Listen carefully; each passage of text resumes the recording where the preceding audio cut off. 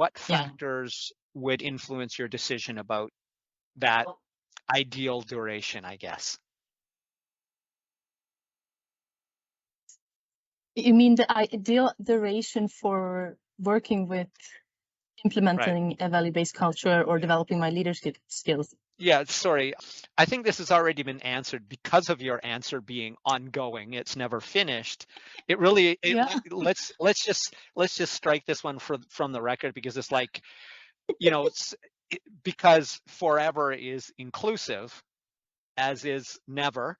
Um, for But I all other also said that it frequencies needs in to doing. be, yeah, Mhm, but what I also said, it needs to be forever. In a company who mhm, wants to keep having that culture, they need to work with it forever, to right, they tweak it and maintain it. change it over time as well.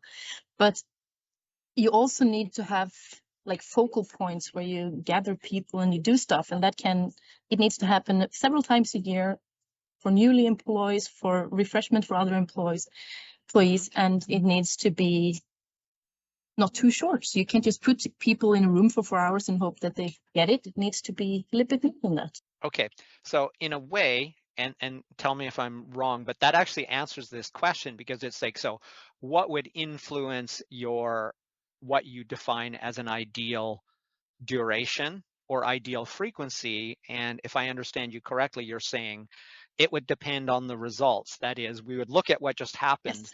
That would be the thing that would influence whether we feel we need it, more acute training, and how often that happens. So based Yes. on the results, is that a good answer? I would say that my answer in most things you ask actually stem from it depends. Yes. You know, Yes. it depends on the group, it depends on the company, it depends on a lot of things. It does. It does. I'm a neuroscience geek, but a science geek lifelong, and everything to me is like everything is just a theory until you test it, until you have some empirical results. It's like do the work that you need in the front end, but then let's test it. And if it turns out what we thought would happen doesn't happen the way we want, then we change it based on that experience. It's a foregone Science conclusion. did. So what did you, just out of curiosity, it's totally outside of the purview of the question. What was your education or your passionate pursuit that got you where you are now? Well, I am a lighting designer, so I have a bachelor in engineering for lighting design, and I also have a economy bachelor for Hmm. organizational management and Hmm. economy in producing company. And Excellent. in between I actually started up as doing in another. I started studying one engineering program, but didn't really like it. So after half a year, I quit. And then for half a year, what I studied was Sociology. sociology. Soci I'm actually quite good at English, but apparently can't say this thing. Sociology. Bottom Sociology. line is, if you don't use it, it's like For anything like, else. yeah, but I use it every day.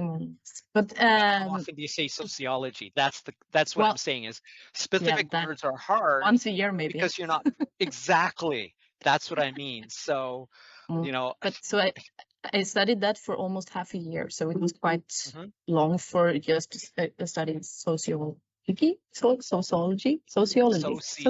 Yes, there you go. Um, and I read about um, like how to handle crises in companies. I Mhm. studied how to handle communication during crisis. I studied a lot of things actually that are very good to have when it was a pandemic and you were a leader and I and so bet. I on. bet. And also the more psychology studies which I took are kind of a perfect complement to what I read as in organizational management, for example. And Mhm.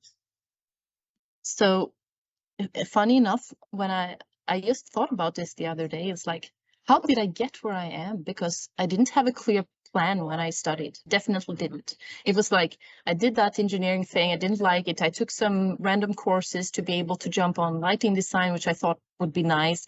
But then when I was studying that, I felt like my intellect wasn't challenged enough. So I took another bachelor in parallel with the engineering. But it's funny when I look back at it now, all the decisions that I took there are so clearly what led me to what I'm working with today. And it's also some of the things that probably made me a relatively good manager, that I went through that. But it was definitely not with a clear plan, thinking I will grow up and be the leader of something. It was just, it just happened. And I don't know, but a lot of, I also used to be a professional rower up until I was like 23 or 24. I was in the national rowing team for Sweden. Wow. So you're fit then. I have a fit mind, if nothing else. But that was, more than well, no, not 20 years ago. How old am I? No, but 15 years ago, maybe. Anyway, what my point being is that I kind of, when you practice a sport at that kind of professional level, you learn a lot about mentality, psychology, how your feelings affect others in the team, blah blah blah blah.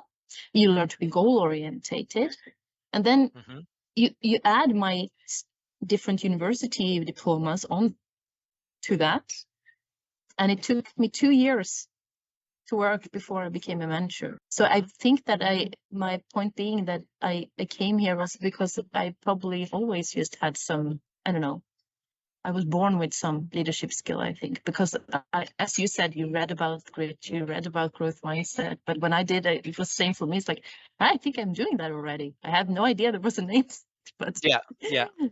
it's Well, there. it's interesting because if you went backwards, so if you decided just to tell somebody a story and say, I studied this and this and this, and this is who I am now, they would go, well, of course, because you had planned it out. It would seem like a plan because everything you described fits so superbly with where you are now. But I mean, it's a bidirectional thing, right? It's causal in both directions. Because you had the skills, you were able to achieve what you've achieved. So of course it fits together.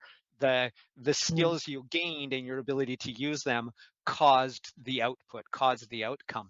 I think it's funny you were talking about lighting design and your Bachelor of Engineering.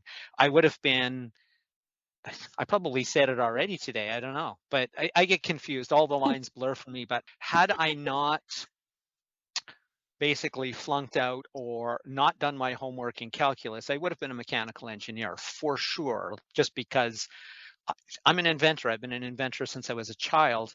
And I thought it was interesting, though. I remember getting a job. It's an interesting point on the culture fit. I got a job, and when they gave me my aptitude test, I was the only person in history who obviously remembered my high school physics.